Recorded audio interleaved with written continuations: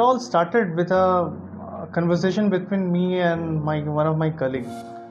He showed me a Facebook post, 200 reasons why not to vote for Modi. And I said him that we were just having our morning tea. So I said him that I can write around 2000 reasons why to vote for Modi.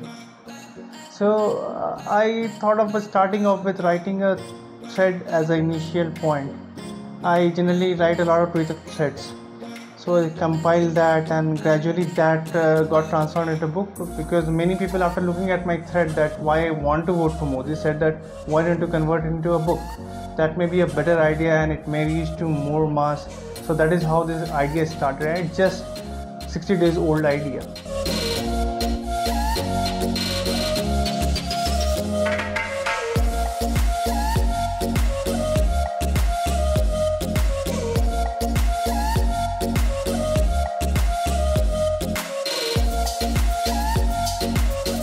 Yes, it truly has been a journey. And like how the saying goes, that if you are not a communist when you are 20, then you don't have heart. And if you are still a communist when you are 30, then you don't have brain. And I have just turned 30, and I have left the fold of the communism, and I believe that it's a very right time. But when I say that, yes, it has been a journey, there's a lot of things which unfolded. I can say that it all started transpiring when I was born. I come from a very cosmopolitan family. When I say cosmopolitan family, it means that it had a mix of a lot of different cultures in the family itself. To be very broad and broadly speaking about it, I have family members who are very communist by their ideology. I have family people who are hardcore Sanghis, and I have people who also incline to the center. So it has been a complete mix of it. My childhood has always been going for the May Day parades. I used to go with those relatives who were communists. I used to go and walk down on the 1st May in the May Day parades. I always used to go on Vijayadashmi to offer my pranam to the Bhagwa flag in the RSS office. And apart from that, I was also very enthusiastic about the festivals like 26th January and 15th August. So there was something with the flags, whether it was a national flag, tricolor, or it was red flag, or it was the Bhagwa flag. Flag had something to do for me. So when I was saluting the red flag, even that time it was the idea of Desh Prem within me that I was saluting it. I was not aware that what this means. All the flags meant Desh Bhakti to me for that time. And time kept on tickling, and with the time, my father is a professor of history. So being a professor of history, he equipped me with a lot of knowledge of history. He taught me a lot of things, whether it was Roman civilization, whether it was Greek civilization. Likewise, I also learned about the Indus Valley civilizations. But unfortunately or fortunately, the academic history what you get is somehow a very corrupted one, and I am telling it to you from a first-hand experience. The Indus Valley civilization, what it told to me, the truth of it was lost in the lie of the Max Muller, where it was said that Indus people are not the Aryans. I also was given the construct that there is two races, or there are two jatis, to be broadly speaking, Aryans and Anaryans. When you say Anarya, that they also indicate Dravidians. So Indus Valley civilization was all about Dravidian people, and then they further speak about Aryans coming into the context. They came, as per the academic history, Aryans came into India in 1500 BC. And then the very interesting point is that the lie which I discovered later on with my own studies, I got to know that Saraswati River dried in 1900 BC. So if Saraswati River dried in 1900 BC, and if the academicians, I will like to quote the historian, if Romila Thapar says, the book which my father was referring to, and according to him, or according to the historian, if Aryans came in 1500 BC and Saraswati River dried in 1900 BC, so how does it work? Because the first historical text, or the first text written in the human civilization, or rather for Aryan civilization, is the Rig Veda. Rig Veda extensively talks about river Saraswati at least 65 times. So that was a great lie. So with that, but I was living with that life within that period of time, and the time kept on flying, and I went to architecture school. And architecture, I don't know how many of the people know that what exactly architecture school is about and what actually happens over there. The moment you get into an architecture school, you are born to believe in freedom of expression. You are tied with the idea of liberalism, and it's all you try to because architecture is all about imagination. And in the first year, you are led to think the wildest you can. So there would be people who would be having the roof of the canteen, what they are designing cantilevering to around 10 meters. Someone may be thinking of building a tower to 200-meter high, and all those are abnormal ideas comes. That is for the design. But once you get in the theories of it, in architecture we are also taught about art movements. So art movements plays a very crucial role to make a man communist, because when we talk about art movements, it's all about postmodernism, modernism, art deco movements, and all kind of movements. But somehow all these movements were, when they were transpiring in Europe, they were talking all about largely about communist idea, when especially when postmodernism became very active. So a city which is always spoken about in architecture school, and it's very famous, Chandigarh city, for example. So everyone says that Chandigarh city is a very well planned city, and everyone has a vision that you must go and see Chandigarh. Even I grew up with a vision that Chandigarh is a well planned city. So I will like to give you a bit of background of Chandigarh as a city.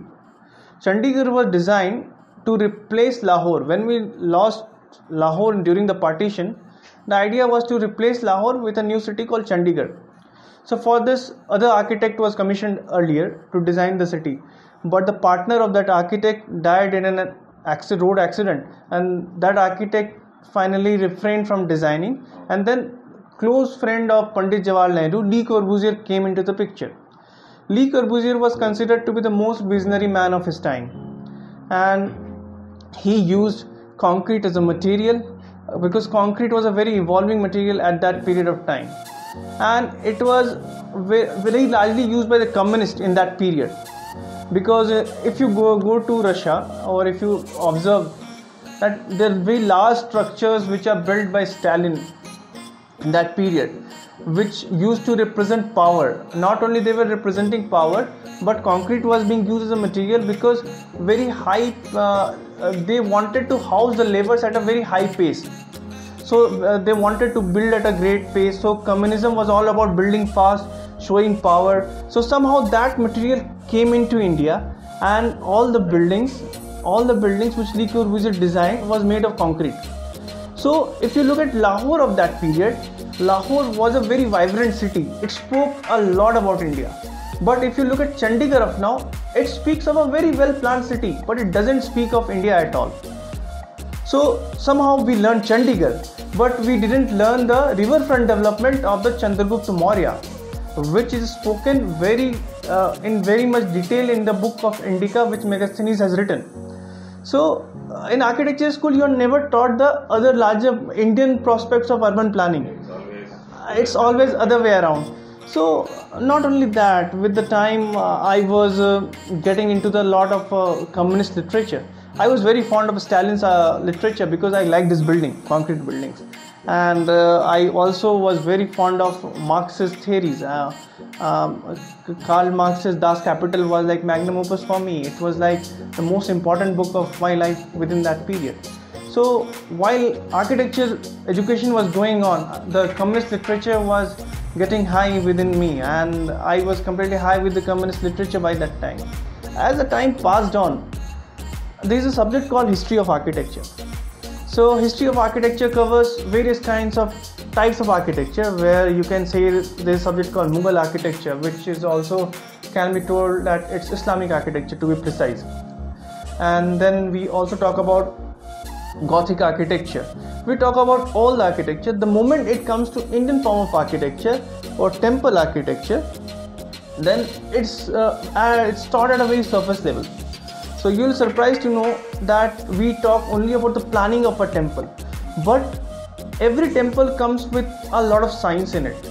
there's a lot of science and there's a lot of urban planning which goes into making of a temple, because temple is a place full of a lot of activities. Right from morning, a lot of activities keep on happening. So if you start documenting a temple, you will find that it's a great urban scape. And in the time back then, when temple was very much active, it used to be a hub of all the, yes. So somehow those qualities of temple was never taught as a scientific building.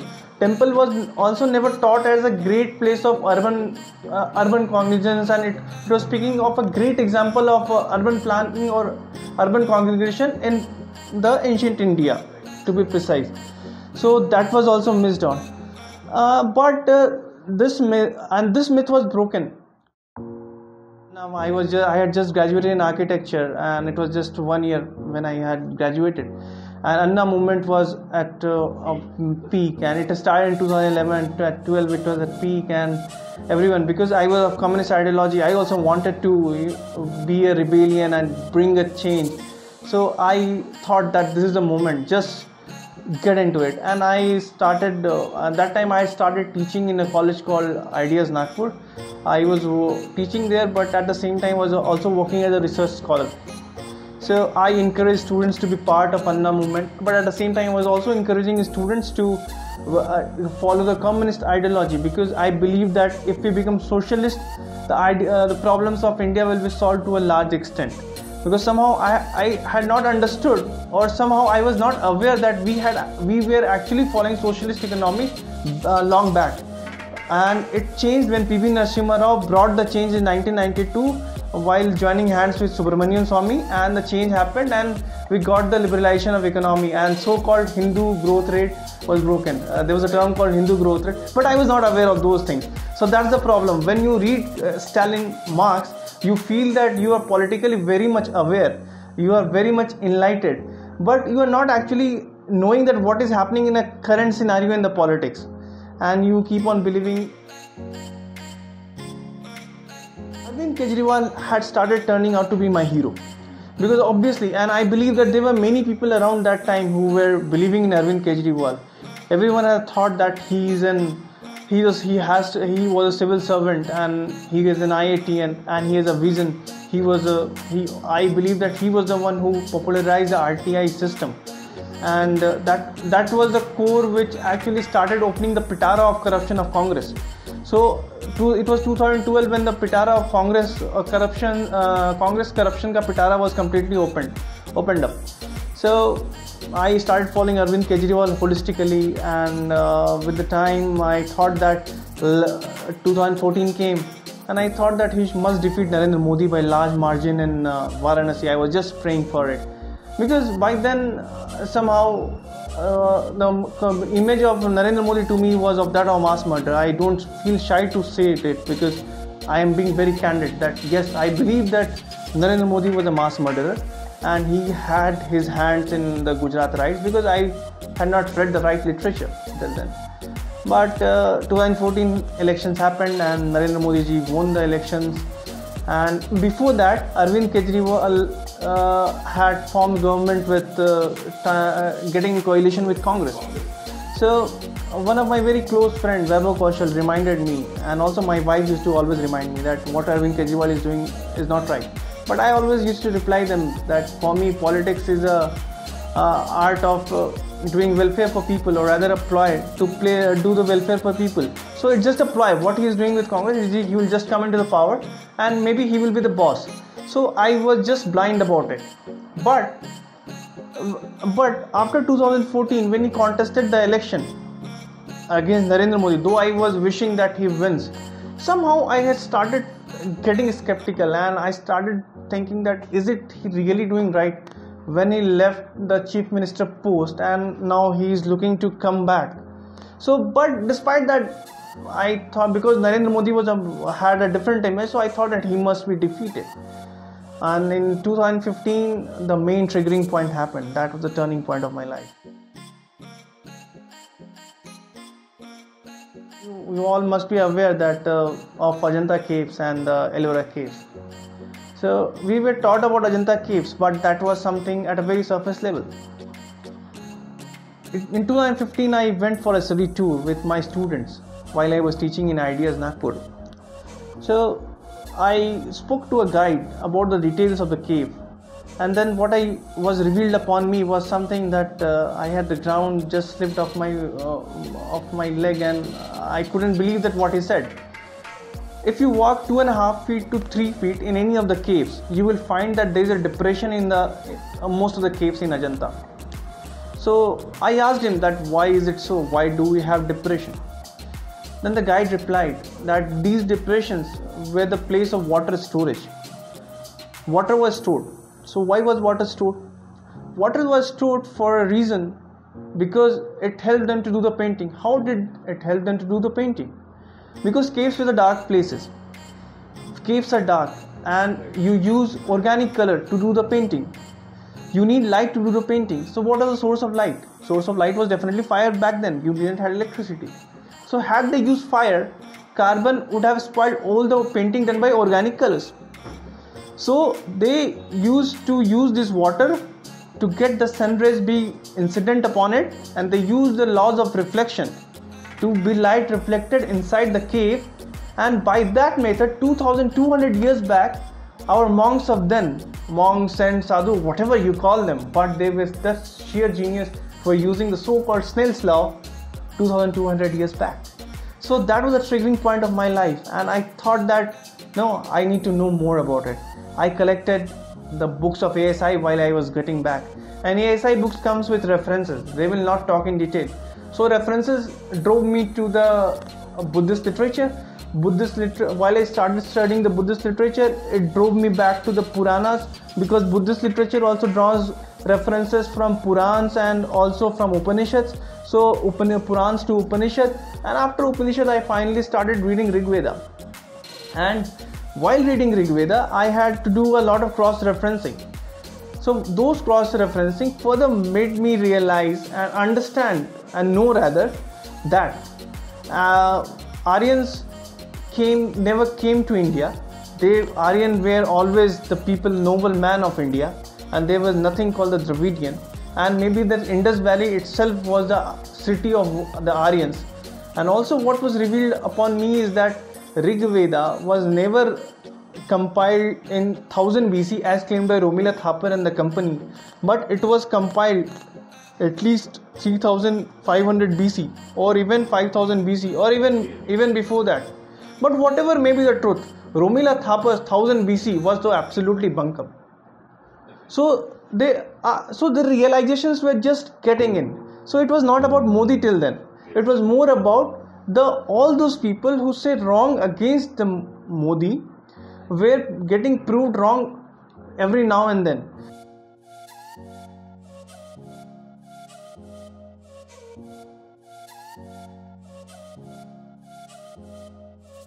The title of my book is #Modi Again. So and it also has 2 subtitles.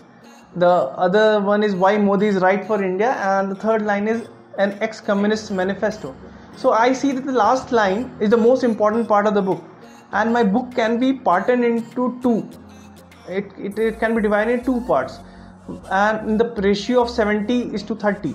So when 70% is talking only about the ex-communist manifesto, about what was happening, and rather I can say that #Modi Again is the resultant, is the final product, but there's a long process behind it, which is more important. So this book has also been written with the purpose that I want people to really know that what's the intent of the anti-Modi forces. It's not a pitch for Modi, as the title may look like. It's pitch for a better Bharat. It's pitch for my Bharat, your Bharat, everyone's Bharat. And because as given the circumstances and how I have seen through my transformation, and how I have seen, like I was a Modi hater. So being a Modi hater, I know that what are the toxic elements which exist within you, that I will address upon one more topic in it. With the time I had realized that the Aryan invasion theory was a myth, or rather, if you called it Aryan migration theory, it was a total myth. But at the same time, it was really important for me to understand that what's wrong or right with BJP, because in democracy you have to side with some party, and if someone says that I'm apolitical, he is more foolish, because you can't be apolitical. There is only one line of Kanhaiya Kumar which I always agree with. He says that we are political right from the day we are born. Yes, I do agree, we are political the day we are born, but looking into the scenario under which I was growing and what happened with me, I must say that Congress was gone for me because of its box of corruption. Aam Aadmi Party's image was gone because the way Natak was done by Arvind Kejriwal, it's all over. So now the third option, which was BJP, it was important to know whatever allegations are made against them, they are true or they are wrong, because I have to side with the party, whether I go with the corrupt one, or I go with a Natak Baj, or I go with BJP, which is, I can't go with a communal party. For me, still I believe being communal is not a right idea at all. So I started retrospecting about what BJP is. I got into the history of BJP. I got to understand that BJP is definitely inspired by RSS to a great extent, and RSS bats for Hindutva. And back then also I believed that Hindutva is kind of a terrorist idea, because it divides India, and although because you don't know Hindutva, you only know about the commentaries over Hindutva, what the intellectual cadre generally gives to you. So I was more, so it was very essential to decode Hindutva. So if I decode Hindutva or do a Sandhi Vichhed of it, it fragments into Hindu Jod Twa. So when you add Twa to it, Hindu, so it means, Twa literally means state of being. So when you say Hindutva, you are trying to say state of being Hindu. So when you say Hindutva terror, so when I go for a literal meaning, you are saying that you are terrorist being in a state of Hindu. So it is a big fallacy, because Hindu is a ethnogeographic connotation. It's not religious at all, to be very honest.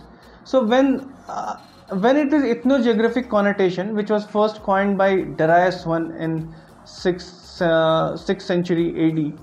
So when he coined it for the first time, so he definitely wanted to talk about the people who were beyond the Sindhu River or the Indus River.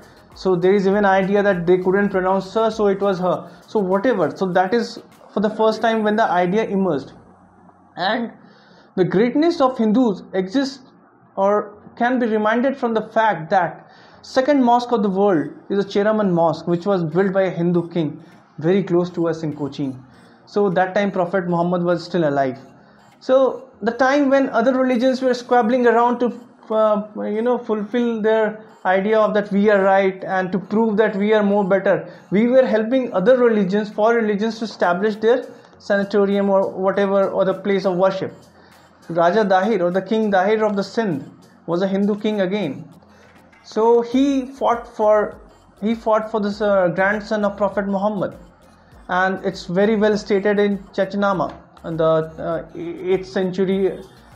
8th century text. It talks extensively about the war of Karbala, and it clearly speaks that how Raja Dahir fought for grandson of the Prophet Muhammad. So, and why this was happening? This was only happening because we were not communist. Though communist is a very recent phenomenon, but I'm just saying that had we been communist that time, so communism lies in the fact that you are completely aloof from the idea of divinity. There is no idea that someone is there, or some worshipping idea doesn't at all exist. So had that been the case, we wouldn't have been able to respect the foreign way of worshipping even. And then maybe that the diversity of India, what we celebrate today, wouldn't have ever existed, because it have been, we see what happens in China, we see what happens in Korea, we see what happens in Venezuela. So there are lots of examples. So India exists, or rather Bharat exists, the colorful Bharat exists only because it never was a communist land. And coming back to Hindutva, so Hindu can never be associated with terror, because it's all about inclusiveness, it's all about plurality. So what was happening in 1992 and what happened beyond that? just the next day to the demolition, black flag were hosted in whole Jamia locality of Delhi. So why did they host the black flags? Who told them that one mosque is demolished? That's a real question, because it was not a mosque. It was never a place where namaz was offered. They never had any sentiment. They were not in Ayodhya. Then why a black flag were hosted in Jamia? So it was all political. So the religious angle was definitely given to something which was not religious at all. And as I said earlier, Ram Lalla definitely had to come, because that is the most respectable thing which we can do for the most respected man which our country ever had. So I was very clear with the stand of BJP, and BJP's communal image was somehow getting erased off. And also I got to read a lot of literature about what happened in Gujarat. I refer to a lot of text of recently Madhu Kishwarji published a book, Modi Rama. It's still a work in progress, but still she has published a lot of, and anyone can really look into the details, and one can really understand what was actually transpiring in Gujarat. Narendra Modi was trying his best to really calm the things down.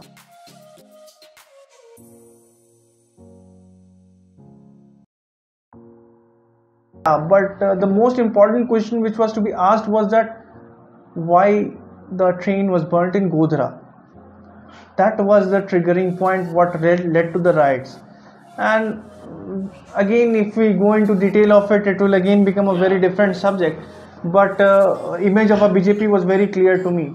So I had understood that the party for which I need to stand is definitely BJP, because it talks for Hindutva, and Hindutva is the only philosophy which I believe can save the humanity, if you ask me. And maybe sometime I can speak about this as well, that how Hindutva actually keep the whole of the human civilization intact, which is in danger because of the other civilization values. Yeah, so image of BJP was absolutely clear. Modi's image was absolutely clear.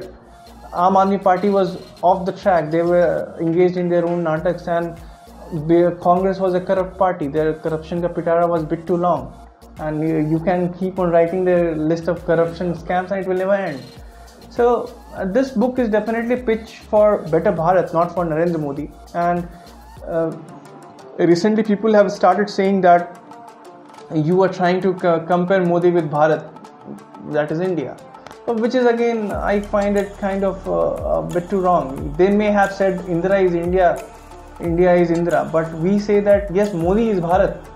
You are also Bharat, and I am also Bharat. All of us are Bharat. So this book is a pitch for better Bharat, not for Narendra Modi.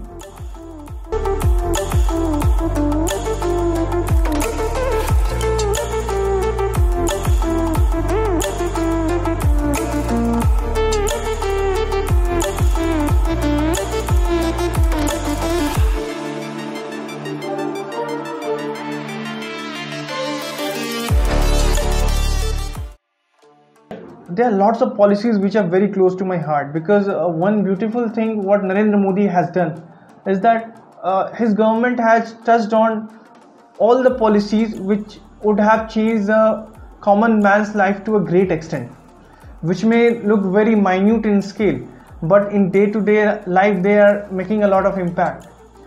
But I will start off with the larger prospects, which again I see that apart from helping common man directly, they have helped India to a great extent. Like the foreign policies what Modi government has taken, they are one of the best which any Indian government has ever taken. So if you look at how Modi government started working on its foreign policy, it starts from the day when he became the Prime Minister. When he called in Nawaz Sharif for his swearing-in ceremony, that was an indicator that we are open for the talks. He had given a signal that we are going to solve the thing with dialogue. We are not going for aggression. Later on also he dropped in Pakistan for the wedding of Nawaz Sharif ji's daughter. But the things were somehow not running in the right direction, because Pakistan works in a very different way.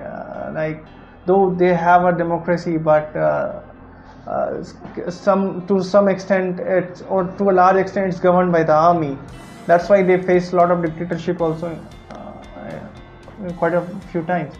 And also the army generally listens to the idea of the terrorists, and they are very much working in close collaboration with people like Hafiz Saeed and Azhar Masood, and we don't know if they are even bigger faces, but they are the faces right now. So the idea of Pakistan army is not about the benefit of the country, but the motto itself is about a religion. So it's the army of a religion. It's the army of a religion which is trying to control a democratic government. So indirectly or directly, that government will fall prey to the doctrine of a religion, and that is what is happening. So somehow when we were trying to deliberately get into the dialogues, still the ceasefire violations were going on onto the border. There were a lot of ceasefire violation. In fact, it started increasing at a greater pace. Then we faced a bad Uri attack, and that had broken all that was like a tipping point. Nothing would have been worse than that. And then we took a brave step on the 13th day, and we did the surgical strike, and never it had happened in the past. Though Congress is claiming that they had done in the past, but it has been clearly stated by many army officials it was never so. Such surgical strike never happened because the permission was never granted. Permission was never granted to take the action. After that also, what happened recently, though it's not included in the book, the way Abhinandan returned, it was again the Geneva Conventions was exactly followed, which never happened with Captain Saurabh Kalia. So while Abhinandan was walking in, though everyone was celebrating, what I remembered was the face of Captain Saurabh Kalia, and I was upset. That had our foreign policies been strong even that time, even he would have come safe and sound. Then Swachh Bharat Abhiyan has been another very good aspect where what Swachh Bharat Abhiyan has done is that it has caused the intent among the people to keep the place clean. It has increased the idea of hygiene. Though these words may not look like that strong of a policy. When I talk about cleanliness, when I talk about Swachhata, it may just look like habitual thing which is being imposed upon. But to a great extent, cleanliness, hygiene is what makes a country or a society a better place. If you are clean, you will work better. That is how it works in. Apart from that, the way Modi government laid stress on the creation of the toilets, it helped the villagers a lot, because it somehow really helped a lot to empower women to a great extent. So Swachh Bharat Abhiyan was again a very important policy which I see changed a common man's life, and not only common man's life, it really set a narrative for the country that if you keep the places clean, and if you keep yourself clean, and if you are worried about the hygiene, then things will go right. That's the first thing which should be part of any human civilization. So it was a one right note towards civilizational value. It was a right note towards getting proper respect to the woman, which was which was not very rightly laid in the past, because somehow the government of the past failed to create awareness. The government also played a vital role in creating awareness among the villages, because there were villages which were not very open to the idea of having toilets. But if you talk to the bureaucrats, there are many bureaucrats who were put across to really create the awareness. There are a lot of programs which are being done. So if Swachh Bharat Abhiyan was the second one, and the third one to speak about is GST. GST played a very crucial role. It had changed the dynamics of the whole economy of the country, the way it works. And this is one of the economic factors. Though a common man may not be so much worried about, or may not understand what GDP is, what generally is used by the opposition to downplay the government. But yes, GST played a crucial role. The simplest of the example being is that 4.5 years back, or rather 5 years back, you used to pay 15% for the restaurant. Now you pay 4%. So the things are changing, and the taxes have become uniform. You pay the same taxes everywhere, and even the traders, though they face problems initially, now everything is getting very much synchronized. One tax, one country. What can be a better step than that? Then the other aspect was digitalization. Digitalization has really brought a lot of changes. Like, I will pick one thing from it, DigiLocker, for example. Through DigiLocker, you can get your driving licenses, any certificates or any document which is issued by the government of India using your Aadhaar card. You can get it. You can even get a university certificate.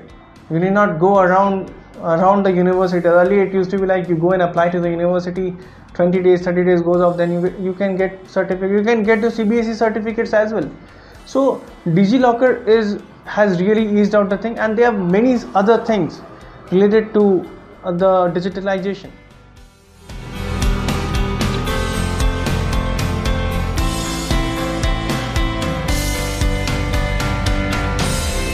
Then the other aspect, other important policy was the banking, the way the banking has been taken ahead. Like right now you can transfer money just using SMS. What can be more friendlier than that? So still if people are cribbing about that, nothing has happened, change in the 5 years. I have appealed to them, boss, please stop using smartphones banking system. Go and start standing in the queue and deposit your check and deposit money that way. Start using money orders. That is where you should head to. Yeah, you should stop. Right now, even if I buy vegetable, I pay 7 rupees also through Paytm at times. So they should just uninstall Paytm. They should uninstall all the wallets. They should uninstall whatever banking app what they have in their phone. No use of Beam. They should go to the bank and deposit money. Whoever it is, Sitaram Yechuri, Rahul Gandhi, whoever, they should start doing it. They will realize what we were 5 years back.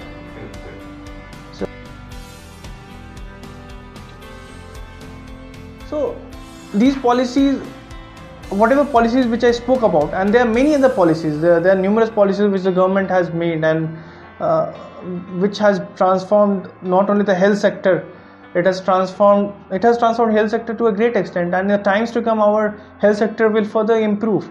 Our education system will also improve to a great extent with the upcoming policies which are to be taken up if the tenure comes in, if the PSA minds work in the right direction. So there are a lot of things which is going to happen. So as I said earlier, it's the pitch not from Modi, but right now inevitably Modi has become the leader who will be the engine of the train called Bharat. I can't help it. You find me a better leader, I may think about him, but if you don't have, then stop this Bankam Mahagathbandhan. It's of no use, because we can't have 10 prime ministers.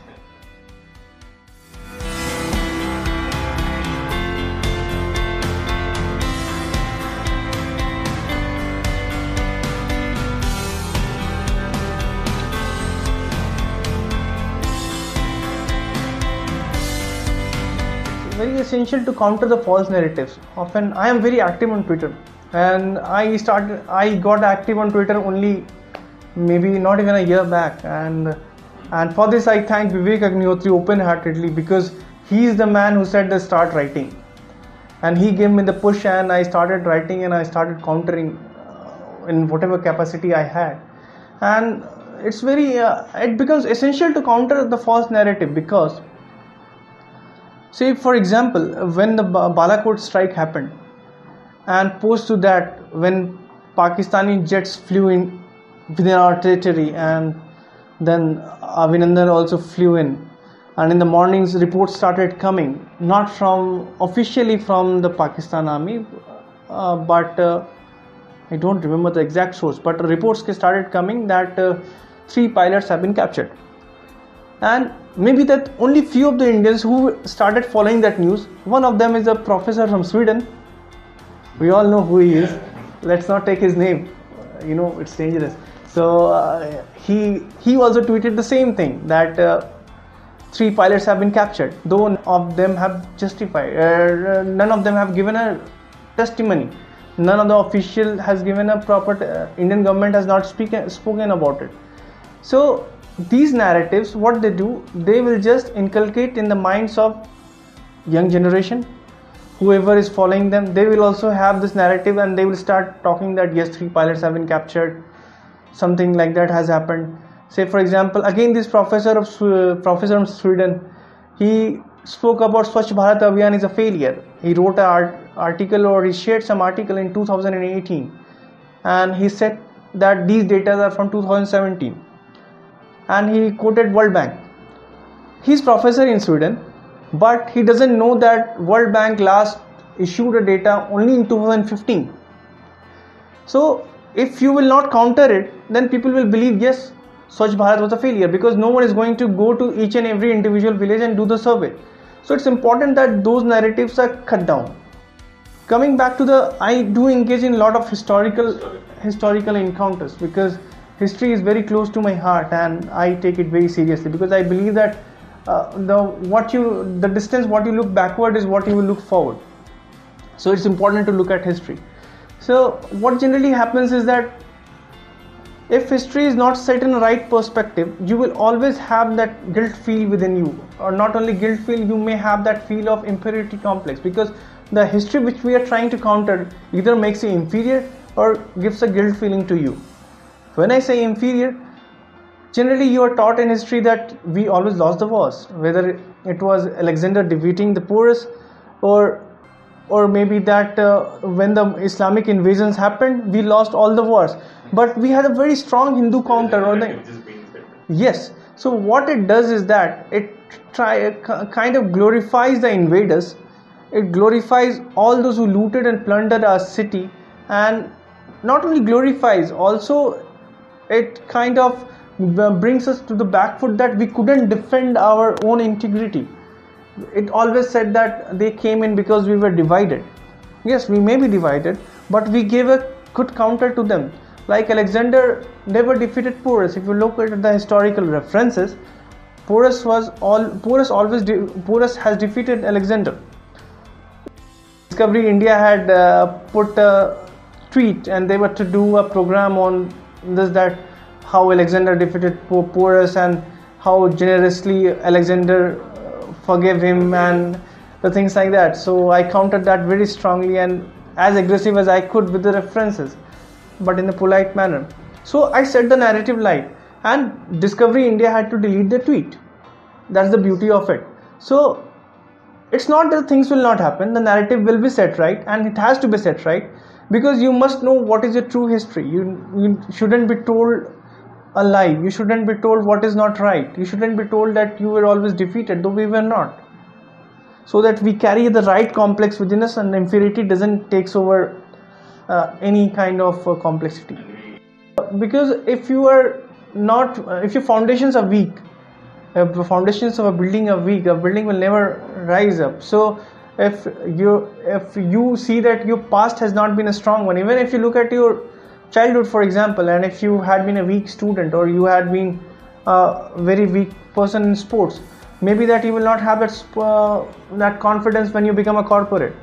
Maybe that you will not be able to face the presentation so strongly. So it starts impacting. Yeah, so the whole psyche is created with what you are told. It's about the creation of the psyche. So that's the reason why a narrative has been set. The most important thing to retrospect is that why actually they are setting a narrative. They are setting a narrative, yes, definitely to make a sweep. So it must be countered.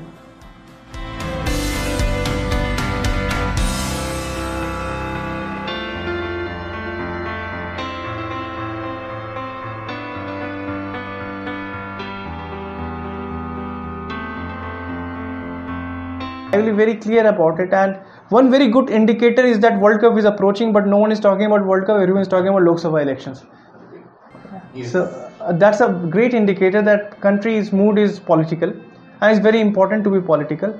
And the message is very clear that see, I am not doing a pitch for anyone, but I want to say them that look back to 2012. We had an Anna movement. What happened over then? What happened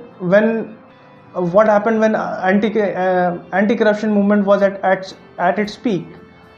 All the scams of Congress started opening up, and we all threw them up. They were reduced to 44 seats just because of the kind of corruption they did and the kind of mechanism with they work. And to a great extent, the way the Congress is functioning, I do believe that Congress must revive. I will say that Congress must revive, because though right now I incline towards BJP, but it's very important in the days to come we have a strong opposition.